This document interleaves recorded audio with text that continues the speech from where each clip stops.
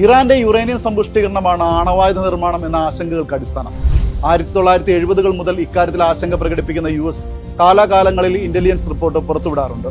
കഴിഞ്ഞ ജൂണിൽ പുറത്തുവിട്ട റിപ്പോർട്ടിൽ ആണവായുധങ്ങൾ നിർമ്മിക്കാനുള്ള ശേഷി ഇറാൻ ഉണ്ടെങ്കിലും ഇപ്പോൾ അത്തരം പ്രവർത്തനങ്ങൾ നിർത്തിവെച്ചിരിക്കുകയാണെന്നായിരുന്നു ഇന്റലിജൻസ് വ്യക്തമാക്കിയത്. പിന്നാലെ ആശങ്കകൾ അവസാനിപ്പിക്കാനും ഏതെങ്കിലും തരത്തിലുള്ള ആണവായുധ പദ്ധതികളിൽ നിന്ന് പിന്മാറുന്നത് സംബന്ധിച്ച് USഉം ഇറാനും ചർച്ചകൾ തുടങ്ങി. അതിനിടെയാണ് ഇസ്രായേൽ ഇറാനെ ആക്രമിക്കുന്നത്. ഇക്കുറിയും അതിന് മാറ്റമുണ്ടായില്ല.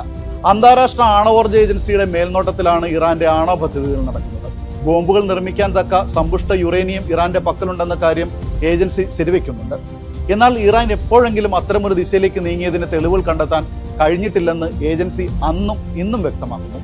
2015 ഇത് സംബന്ധിച്ച് UN രക്ഷാസമിതിയിലെ 5 സ്ഥിരാംഗങ്ങളുമായും ജർമ്മനിയുമായും ഇറാൻ ഒരു കരാർ ഒപ്പുവെച്ചിരുന്നു. Joint comprehensive plan of action അഥവാ JCPOA. ഏജൻസിയുടെ നിരീക്ഷണത്തിൽ യുറേനിയം സമ്പുഷ്ടീകരണം, ആണവായുധങ്ങൾ നിർമ്മിക്കില്ല എന്നിവയായിരുന്നു പ്രധാന വ്യവസ്ഥകൾ. ഇവ പാലിക്കുന്ന പക്ഷം ഇറാനുമേലുള്ള ഉപരോധം നീക്കുമെന്ന് രാജ്യങ്ങൾ ഉറപ്പു നൽകി. പക്ഷേ 3 വർഷങ്ങൾക്കിപ്പുറം US ഏകപക്ഷീയമായി കരാർ റദ്ദാക്കി. ഉപരോധം പുനഃസ്ഥാപിച്ചു. മറുപടി എന്നോണം ഇറാൻ യുറേനിയം സമ്പുഷ്ടീകരണത്തിന്റെ തോത് വർദ്ധിപ്പിച്ചു.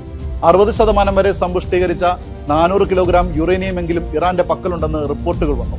ഒരു ആണവായുധം നിർമ്മിക്കാൻ 90% സമ്പുഷ്ടീകരിച്ച 25 കിലോഗ്രാം യുറേനിയം മതി എന്നിരിക്കെ ആശങ്കകൾ പെരുകി.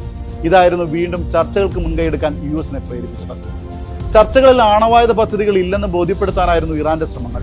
അത് തന്നെയാണ് അവർക്കും വിനയായത്.